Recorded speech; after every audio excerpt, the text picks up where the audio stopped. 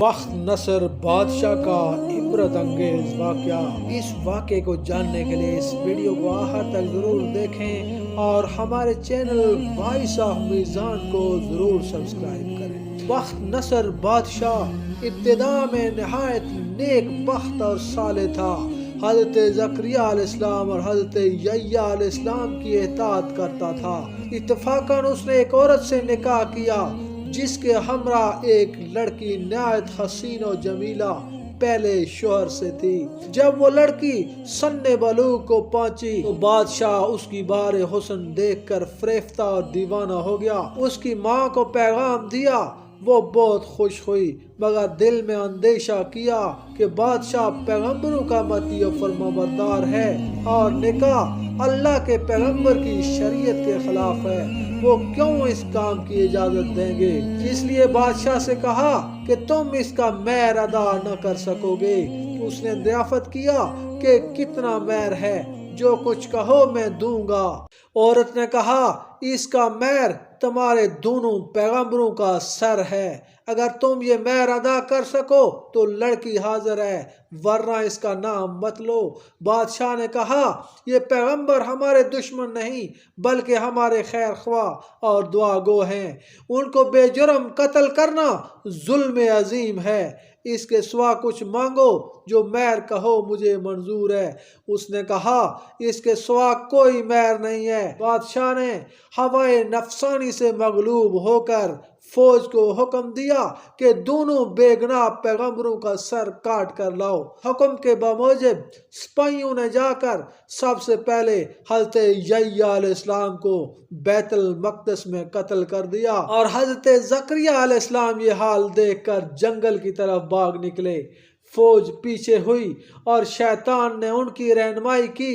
جب سپاہیوں نے آ دبایا اور گھیر لیا تو حضرت زکریہ علیہ السلام نے ایک درخت سے التجا کی کہ مجھ کو اس وقت پناہ دے دے۔ وہ درخت پھٹ گیا، یہ اس کے اندر سما گئے اور پھر وہ بند ہو گیا لیکن قدرے کپڑا باہر رہ گیا۔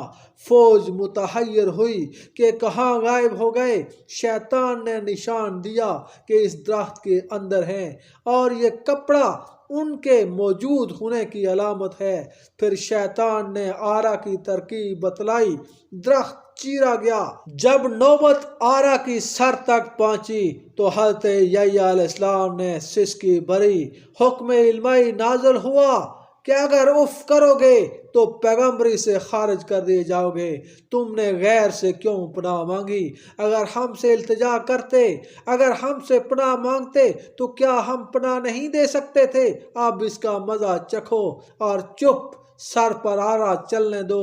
غرض یہ کہ سر سے پاؤں تک جسم چیرا گیا اور حضرت زکریہ علیہ السلام نے دم نہ مارا۔ جب دونوں پیغمبر اس بے دردی سے قتل ہوئے تو غضب الہی نازل ہوا اور دن تاریک ہو گیا۔ ایک بادشاہ فوج خونخوار لے کر چڑھا اور اس شہر کے باشندوں کو گرفتار کر لیا۔ حضرت یحییٰ علیہ السلام کا خون بند نہ ہوتا تھا، جب قبر میں رکھتے تھے تو قبر خون سے لبریز ہو جاتی تھی۔ بادشاہ کے لشکر نے قسم کھائی کہ جب تک خون بند نہ ہوگا میں قتل سے باز نہ رہوں گا۔ ہزار خواہ آدمی تہتے کر دیے لیکن خون بند نہ ہوا۔ اس وقت ایک شخص حضرت یحییٰ علیہ السلام کی لاش پر آیا اور کہا کہ تم پیغمبر ہو یا ظالم ہو؟ ایک خون کے بدلے میں ہزار آدمی قتل ہو چکے ہیں، اب کیا سارے جہاں کو قتل کراؤ گے؟ اتنا کہنا تھا کہ سارا خون بند ہو گیا اور جامع دمشق میں حضرت یحییٰ علیہ السلام کی قبر موجود ہے۔ اس سے یہ معلوم ہوا اللہ پاک کے سوا کسی سے مدد نہیں مانگنی چاہیے۔ جب ایک نبی کو اللہ تعالیٰ نے تنبیہ کر کے آرے سے چروا دیا تو اس میں ہماری کیا حیثیت ہے؟ اس لیے اس واقعے سے سبق حاصل کرتے ہوئے ہمیں چاہیے کہ نہ تو کسی پر کوئی ظلم کریں اور نہ اللہ کے سوا کسی سے مدد مانگیں۔ اللہ تعالیٰ ہم سب کو عمل کرنے کی توفیق عطا فرمائے۔ دوستو اگر آپ کو ویڈیو اچھی لگے تو اسے لائک اور شیئر کریں اور ہمارے چینل کو ضرور سبسکرائب کریں۔ ملتے ہیں ایک نئی ویڈیو میں نئے ٹاپک کے ساتھ، تب تک اللہ حافظ۔